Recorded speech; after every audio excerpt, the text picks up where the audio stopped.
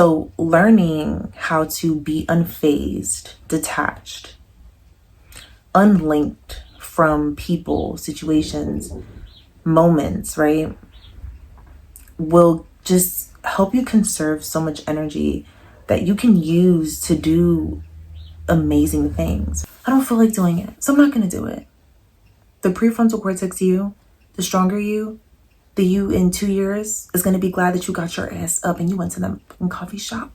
Without structure, you're literally everywhere. As a girl who used to take everything so fucking personally, there's a solution for everything. You telling me I have no excuses? No way, oh no. So there's a science to being unbothered. We like to overcomplicate, but we also like to oversimplify. And when you understand that there's an actual system that you can use to get for sure results, you kind of just change the way you move, right? And this is coming from somebody who is extremely empathetic. When I tell y'all, I am empathetic. But now that I'm 28, gonna be 29 soon, I have learned, low-key learned, the rules of the game, the rules of life. I have learned that we, in fact, do not live in a fair world, even though we can be fair ourselves, right? I consider myself an extremely fair person. But just because you are a certain way doesn't mean everyone else is. Doesn't mean most people are. But what I've come to realize is that when you put the habits and the perspectives and perceptions in place to help you be unbothered, you in fact remain unbothered. And I always say this, but I want to bring being unbothered back to focusing on ourselves and being mother and selfish, okay? Period, point blank, honey. That's all I have to say. Well, that's not all I have to say, but that's a main part of what I have to say. The answer is not outside of ourselves. Like, whatever you're looking for, you're not going to find out in the world. It's in you, because the same person will go to the different parts of the world. So learning how to be unfazed, detached, unlinked from people, situations, moments, right, will just help you conserve so much energy that you can use to do amazing things, right? And so for today's video, I really want to talk a little bit about neuroscience and just what the research says, right? What studies say. What is my thing is, like, why? I always want to know why. I'm a questioner, okay? Like, RIP my future husband, because baby, the questions are going to be coming every day, all day. I love to know. Teach me more. Help me understand. What has helped me the most with being unbothered, especially as a person who is highly empathetic, and I am always putting myself in other people's shoes, and I'm always trying to figure out how can I lessen the load for somebody else. I think the number one thing that has helped me is to kind of stay in my lane and stop over identifying everything. We tend to just put a label and a name on everything. And yes, sometimes things are that deep, right? Like, I don't like that we live in such a nonchalant society. I think respect is super important. And I think that I always say, as long as you're not harming anybody, and people don't like the word boundaries for whatever reason. I'm just like, it is what it is though. Like, when you're unbothered, you're telling yourself that not everything needs to be given importance. Not everything needs to be prioritized. Not everything has to be given attention. You know, like, our attention is so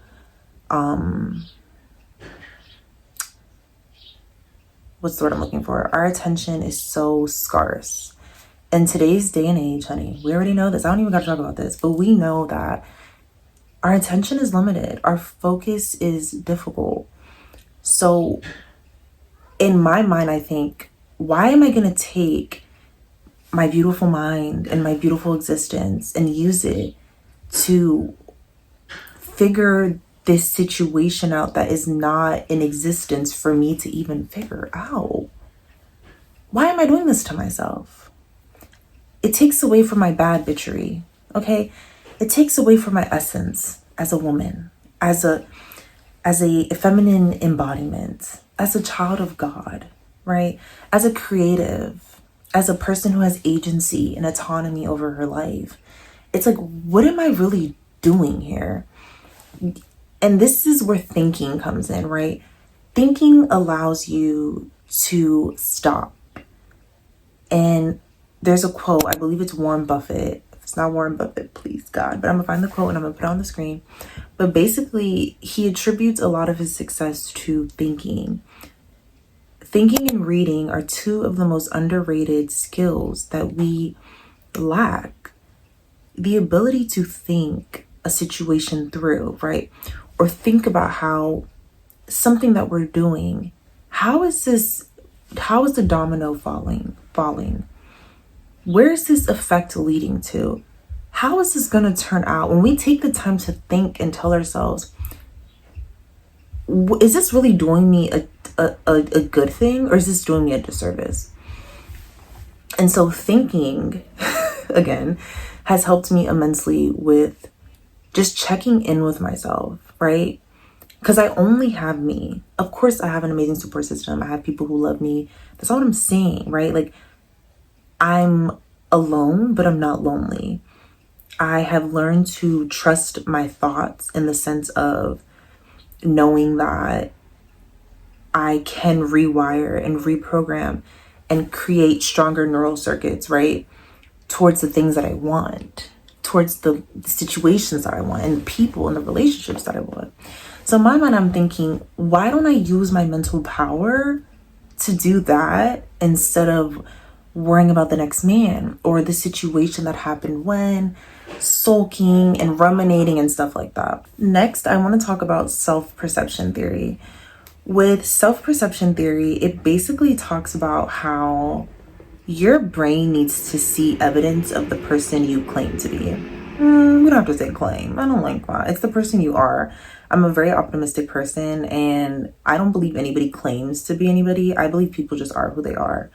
The person who wakes up early and does the things that they say they're going to do, that's who they are. The person who sleeps inconsistently and is lacking in their goals, that's who they are. But that doesn't mean you have to stay there. And I feel like with self-perception theory, it helps us understand that you, in fact, have so much power and the ability to change the trajectory of your life, the person you currently are. If you understand and you see, maybe you don't understand, okay? Obviously, you don't understand if you're still doing things that aren't getting you the results you want. But if you understand that the results you want are not, the results that you want are not there, or not even like close to being there, you are allowed to pretend, right? You are allowed to give yourself a chance. Allow your brain to perceive. The perception of yourself and how you see yourself is what's going to allow you to be unbothered. Because you know who you are. You're not swayed by somebody disagreeing with you. Somebody giving you a combative response. Somebody acting out of character, acting out of line, being disrespectful, right? Knowing who you are and the perception of yourself, how you see yourself, how you move in the world. How you see yourself is how you move, right? If you consider yourself a clean, well-mannered, educated, beautiful, feminine, I can't think of any synonyms, but if you consider yourself these things, that's how you're going to show up. That's how you're going to dress. It's just the fact of the matter, like, period. And so with self-perception theory, you need to start adding tallies on your board. You need to start checking things off so that you can feel better. You feel the way you feel because you haven't even given yourself a chance to step out of this person that you don't even want to be. Because you feel agency. Agency is something we all have, right? We all may not have autonomy, right? The ability to 100% work for ourselves. Nobody's telling us what to do. But we all have agency, right? Agency is the willpower. It's the ability to make choices despite our circumstances, despite our environment, despite what we see, right? I'm gonna bring this back to God real quick, period. Hebrews 11:1, faith is the things not seen but hoped for, right? The power of our minds. God has given us, like he has like encompassed us in this beautiful sphere of like being able to progress, to press on, to conquer, right? Use this to help you be unbothered. Use the mindset and the positivity and the optimism. Neuroscience has shown time and time again, right, that you in fact have the power to do amazing things, to erase your past. Even as an adult, before it was birth to age your early 20s, about to 20, can I speak? Before it was from birth, right? Studies were showing birth to 25. That is when the prefrontal cortex develops. And the prefrontal cortex is basically our emotional regulation. It's basically it's where we do our adult stuff, where we start making decisions, right? Decision making, time management, learning, etc. But basically what we are learning is that we in fact can train and literally change our brain. And I think for me, this serves as so much optimism. Already being an optimistic person, it is easy to talk about this. But I just want to quickly say I have been in very crazy moments where I almost thought I lost my mind, or my thoughts were so powerful I couldn't get out of a rut.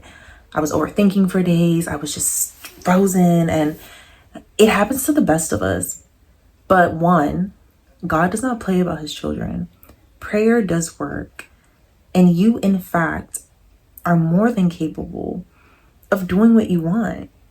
And I think if you develop that perspective and you see yourself actually doing and living out the life that you want, it becomes easier.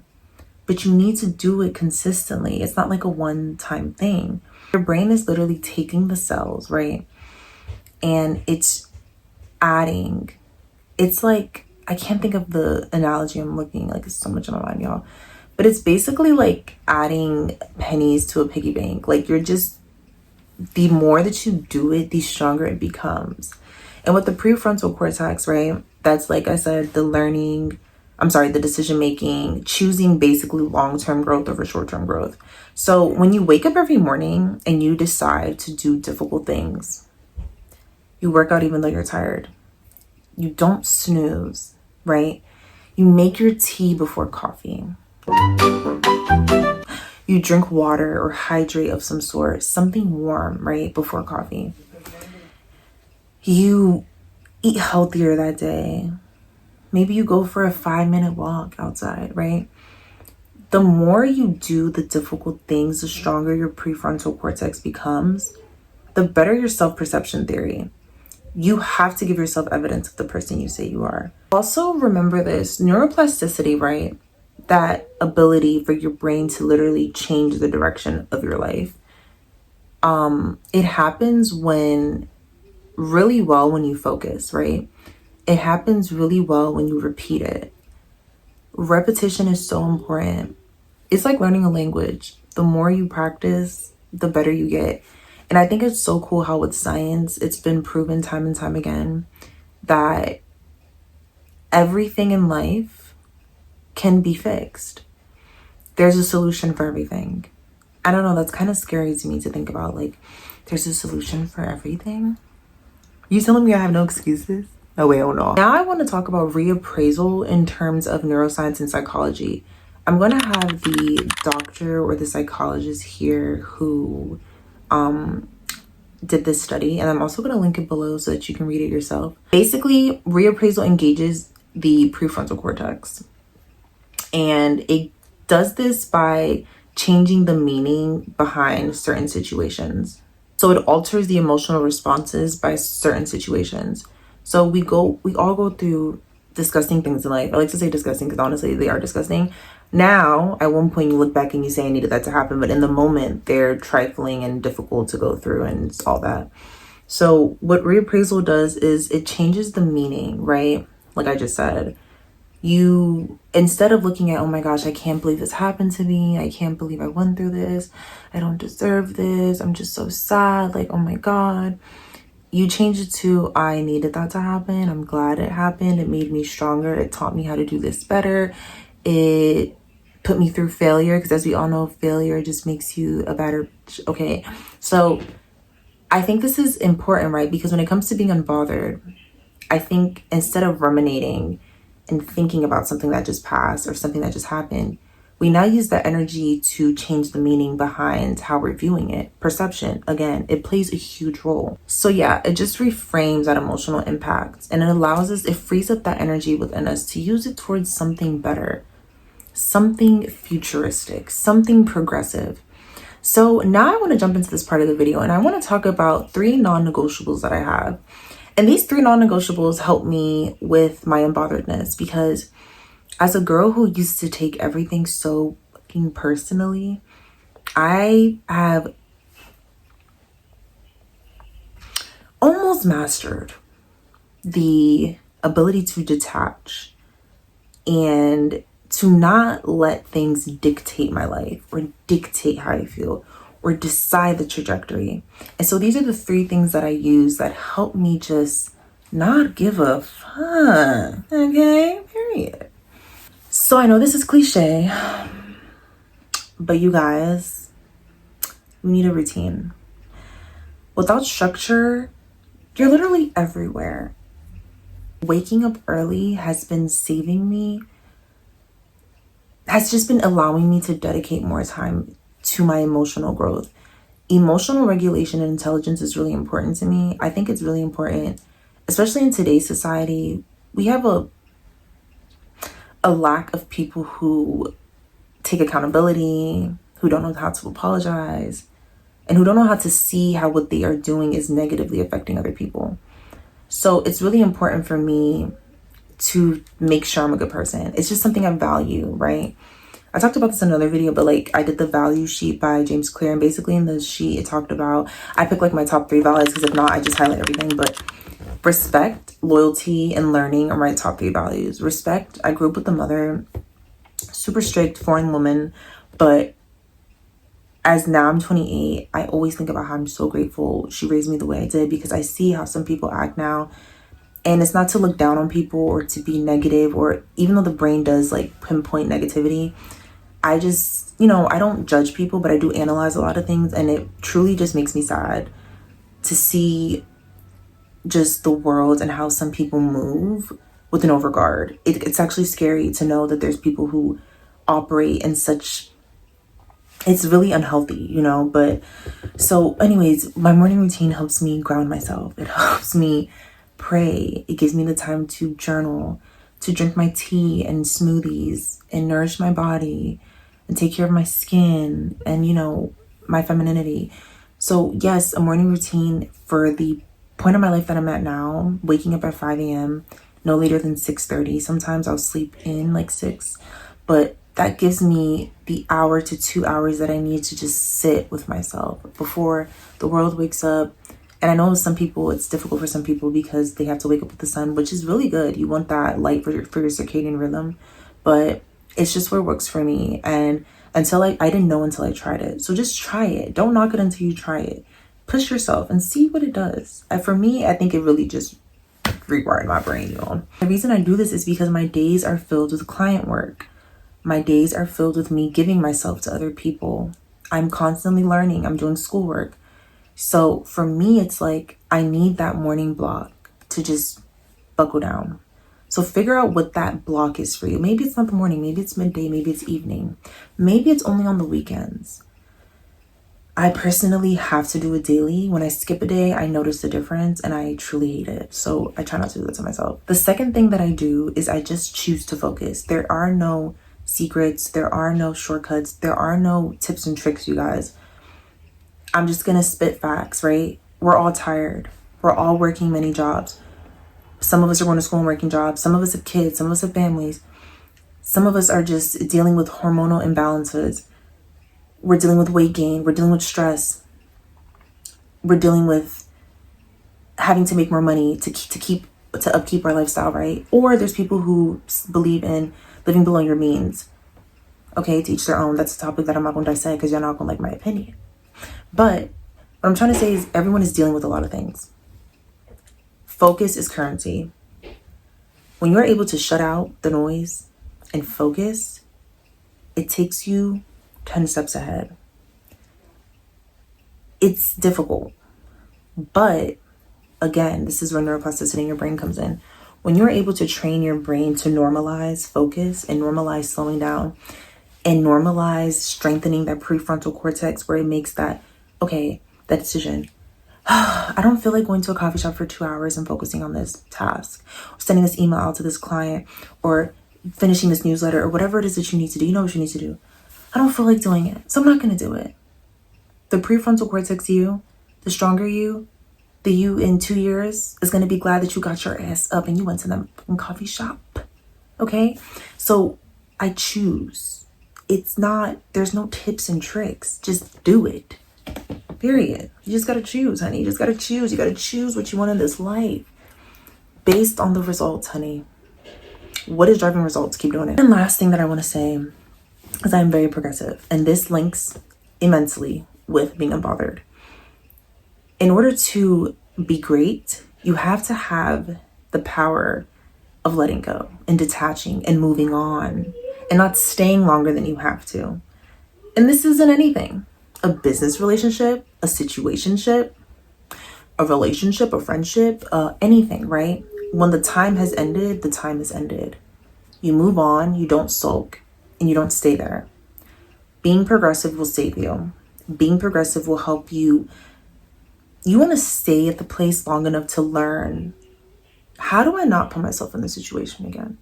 How do I not make a friend like this again? How do I not have a partner like this again? Being progressive allows you to analyze, but then you keep it moving. Okay, you guys, thank you so much for watching this video. I feel like I've wrapped, but I don't care. I feel like I had to get this information out because being unbothered is literally your saving grace. Being unbothered is literally your key to becoming a more confident, high value person, because you know how to detach. You know how to understand that not everything deserves an emotional, it doesn't deserve emotional currency from you. It's just the fact of the matter. But if you enjoyed this, don't forget to like, comment, subscribe, and I'll see you guys in my next video. Bye.